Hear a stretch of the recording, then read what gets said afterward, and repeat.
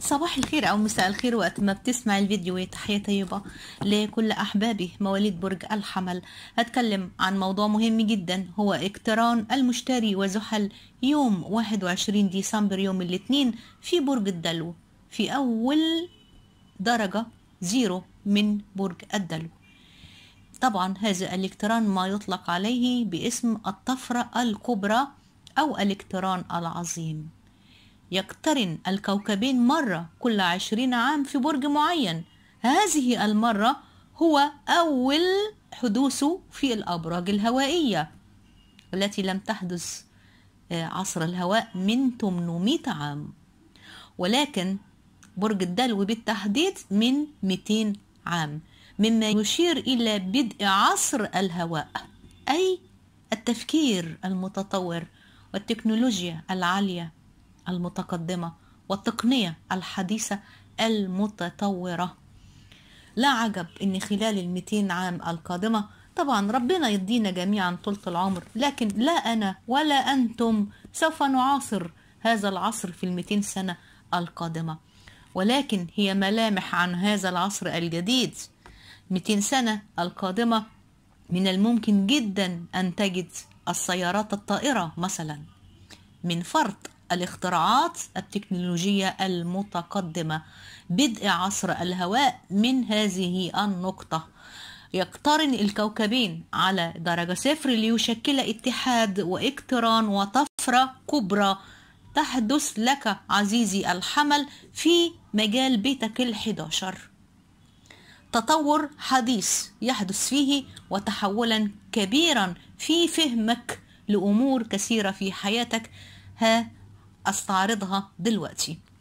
قد لا يكون التحول هذا واضحا في التو واللحظة فور سماعك الفيديو أو في حدوث اليوم نفسه، ولكنه بيستمر آثاره السنين القادمة، وبالأخص السنتين ونص القادمة سوف تلحظه، وعام 21 بالتحديد. فأي شيء بتبدأه في هذه الفترة، إنشاء مجموعة، إنشاء مبادرة، إنشاء حزب معين، إنشاء عمل، إنشاء مهنة، أي شيء وتوجه في هذا اليوم بالتحديد هو بمثابة زرع البذور الأولى في الأرض، سوف يثمر بالنمو والتطور والاستمرارية أيضا. زحل والمشتري طاقتين متضادتين دائما. المشتري هو التوسع، هو التفاؤل والحماس، هو الرؤية الواضحة.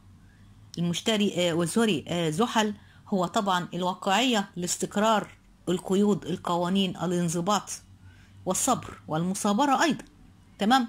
اتحاد الطاقتين مع بعض يمكننا تسخير أفضل ما فيهم لإحداث التغيير الذي أنت في أمس الحاجة إليه.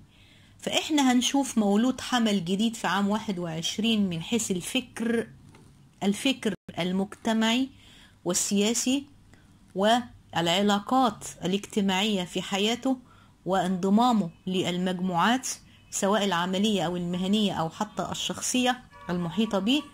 إنسان جديد في تحقيق الأحلام والأهداف والمواهب، أيضا إنسان جديد في تحقيق تطور مهني في العام القادم.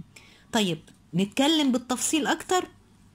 حدوث الطفرة الكبرى هذه في البيت ال11 يخدم الأهداف المستقبلية لمواليد الحمل، سواء كان هدف مهني أو شخصي. طبعا شخصي أكيد في أهداف كتيرة، بناء أسرة، بناء زواج، بناء بيت جديد، شراء شقة سكنية، هدفك انك تنجب اولاد، هدفك انك تعمل حاجة للمستقبل، ايا كان هدفك الشخصي. ايضا اذا كان هدف انسانيا واجتماعيا للمجتمع الذي تعيش فيه، او حزبيا او حتى سياسيا. انا قلت ان احنا هنشوف مولود حمل جديد تماما في العصر القادم. وبما ان زحل هذا هو الكوكب الحاكم لبيت المهنة، بيتك العاشر هو الحاكم ليه، والمشتري هو أيضا حاكم بيتك التاسع. التاسع ده هو بيت الحظ العام بصفة عامة، لذا أبشرك بالتطور على جميع مجالات حياتك. هو في أكتر من المهنة وفي أكتر من الحظ العام بالنسبة لحياة إنسان. لذلك أبشرك بعام جيد جيد بل هائل على مستوى المهنة والعمل والمشاريع، والأكثر من ذلك الأهداف والأماني المستقبلية اللي هيكون أغلبها أو تحقيقها هيكون عن طريق انضمامك إلى مجموعات معينة تؤازرك، أو حتى مع علاقات مهمة نافذة، أو صداقة معينة. إحدى هذه الأشياء سيكون سببا في تطور مهني وعملي وبالتالي مالي. لكن توقع عزيزي الحمل دخولك في حقبة زمنية وعصر جديد تماما من كل الذي اختبرته في الأعوام السابقة، خصوصا في علاقاتك الاجتماعية والنافذة والمهمة. بعبور زحل والمشتري ليشكل اقترانا فلكيا في يوم 21، حدث نادر جدا يحدث كل 20 عام، يعلن هو بداية عصر الهواء الذي سوف يستمر 200 عام قادمة، الذي هو الفكر المتقدم والتكنولوجيا العالية المتطورة والتقنية الحديثة في العالم بأسره، وليس عند مواليد الحمل فقط. فأنت على مشارف بداية عصر التقدم التكنولوجي والمتطور في كل شيء، حتى ربة المنزل وست البيت هينوبها جزء من هذا التقدم التكنولوجي. مش بعيد نلاقي بعد كده استخدامها للويب واستخدامها للمواقع الإلكترونية واستخدامها لأشياء كثيرة. هذا الاقتران يحدث في منطقتك الاجتماعية والمثل والمثالية، فهي بداية زرع البذور في الأرض لتوجيه هذا البيت بشكل مثير وإيجابي إلى تجارب جديدة تماما مع أشخاص جدد تماما وفي أماكن جديدة ومع نوعية من المجموعات أو الصداقات التي ستمثل لك تقدم وتطور بطريقة أو بأخرى. لكن وجود زحل في الموضوع هيخليك تختلف كثيرا مع بعض الصداقات القديمة ومع بعض آرائهم وأفكارهم وتصرفاتهم أيضا، وتوقع خروج البعض من حياتك في العام الجديد. يمكنك البدء لأن بعض هذه الصداقات ستكون سببا في أذيتك في شيء ما. طيب، يمكنك الآن البدء لإحداث التغيير المرتقب عبر المجتمع المحيط بك. ففي خلال المرحلة المقبلة من حياتك ستكون على نحو متزايد جدا وملم جدا على علم بالأمور السياسية والاجتماعية وواعيا لذلك جدا. توقع أن تشعر بالإثارة بغض النظر من الطيف السياسي أو الحزبي أو المجتمعي الذي تعيش فيه معتقداتك. في الواقع قد تكون هديتك للعالم المحيط بك عزيزي الحمل هي قدرتك على تجاوز الانقسام الداخلي في محيطك وخلق قضايا ومسائل مشتركة مع الناس من جميع جوانب النقاش السياسي أو المجتمعي أو الحزبي. ركز الطاقة على ما تريد تغييره من المثل القديمة البالية، وليس إنك تركزها على من تريد الاقتتال معه أو ضده. تمام؟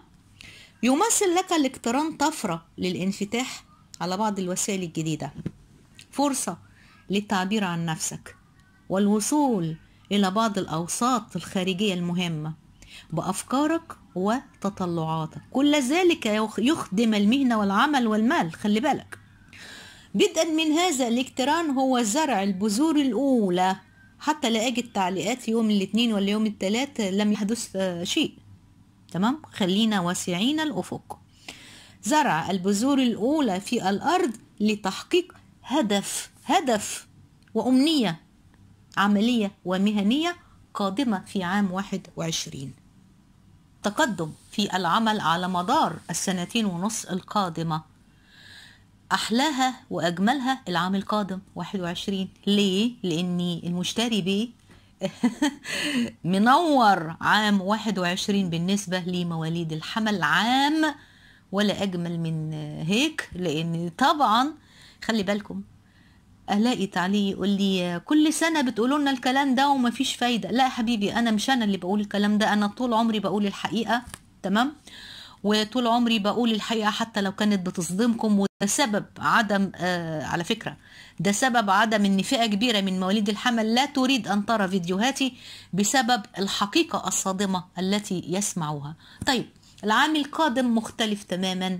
المشتري هيكون في البيت ال11 لوحده طوال السنة، في حين ان زحل يمشي ببطء او ببطئه المعتاد ليؤثر على اول درجة او درجتين او 3 أو حتى هنقول الربع من مواليد الحمل.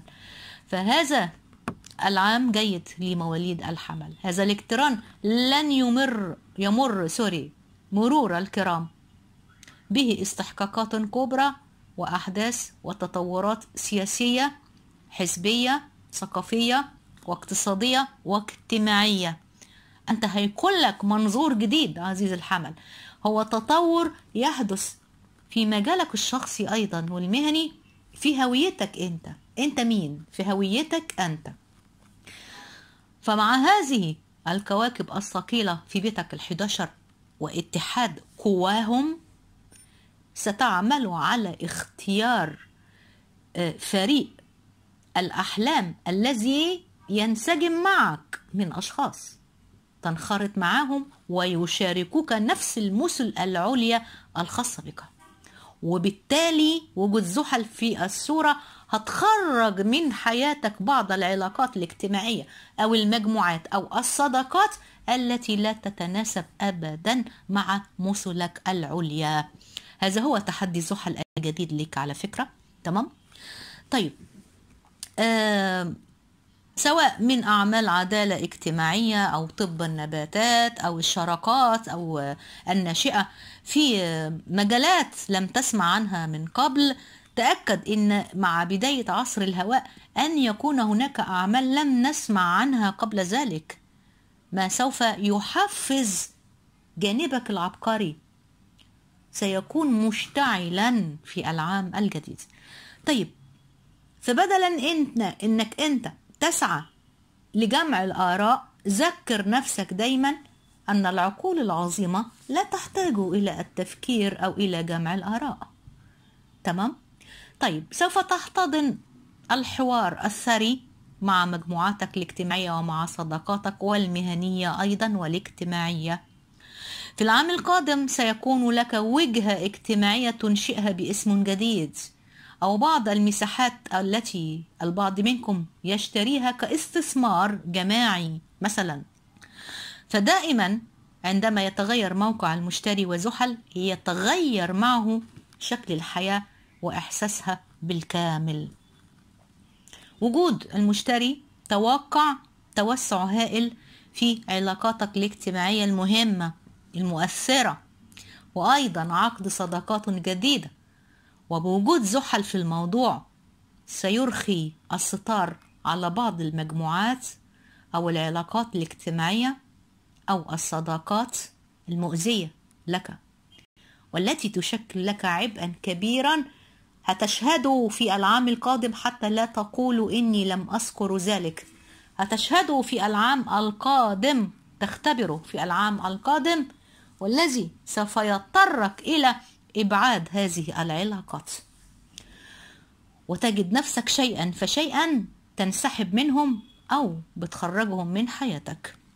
طيب هذه الطفرة مؤشر هائل على بدر البذور الجديدة إلى بعض التجمعات أو الجمعيات الخيرية أو الأنشطة الإنسانية أو الاجتماعية التي سوف تلعب دور كبير في حياتك في العام المقبل، وسوف يتحرك قلبك بطريقة أو بأخرى للمساعدة الحقيقية لبعض المجموعات أو مساعدة إنسانيا بأي طريقة ممكنة في العام الجديد.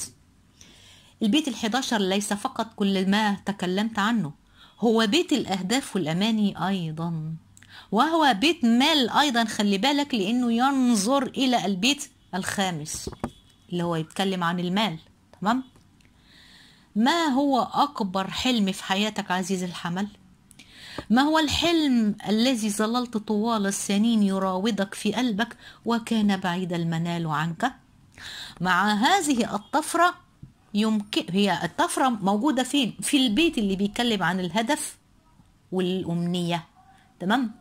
مع هذه الطفرة يمكنك تحقيق في العام المقبل هذا الأمل أو هذه الرغبة، ويتحقق الحلم الذي حلمت به في قلبك طويلا. المشتري هيساعدك على ذلك لالتقاط هدفك وحلمك بين ايدك. التقاء زحل والمشتري في عنصر هوائي هيستمر يحدث في الأبراج الهوائية زي الدلو، ويليها بعد ذلك 2040 في الجوزاء، ثم يليها 2060 في الميزان، ويتكرر بعد ذلك في الهواء. تمام؟ إلى أن نخلص 200 سنة. ربنا يديكوا طولة العمر طبعا، أكيد طبعا، بس أنا بتكلم عن الوجهة اللي العصر قادم ليها طبعا. طيب، عنصر الهواء في الحقبة الزمنية الجديدة يعني إيه؟ يعني التطور تكنولوجي كبير الغير طبيعي على فكرة بالنسبة لينا كلنا، لا ليا ولا ليك ولا أي حد عاصر هذا العصر. خلي بالك، لن يكون مثل ما تملكه الآن من سلع مادية، يعني مثل ما تعرفه الآن، أبدا أبدا. ليس بعيدا أن يتحقق التعامل في 200 سنة القادمة بوحدات الطاقة وحدات الطاقة مثل ما جاء في مسلسل النهاية في رمضان، لو كنتم تتذكروه، كان بيتكلم عن النهاية، نهاية العالم، واستخدام وحدات الطاقة لأن يسيء بدلا من العملات النقدية. تمام؟ وكانت السيارات أيضا تطير في الهواء. ليس بعيدا، خلي بالكم، في 200 سنة القادمة نحن في بدء العصر الهوائي الذي لم يحدث منذ 800 سنة. من 800 سنة لم يكن هناك طائرات تطير في الجو. خلي بالكم من الكلام، لم يكن هناك طائرة تطير في الجو. من 800 سنة لم يكن هناك صاروخ يذهب إلى القمر وإلى المريخ. فما بالكم في 200 سنة القادمة؟ ما الذي سوف يحدث مع بداية عصر الهواء من جديد؟ ألقاكم على خير. كانت معكم إيمي منصور.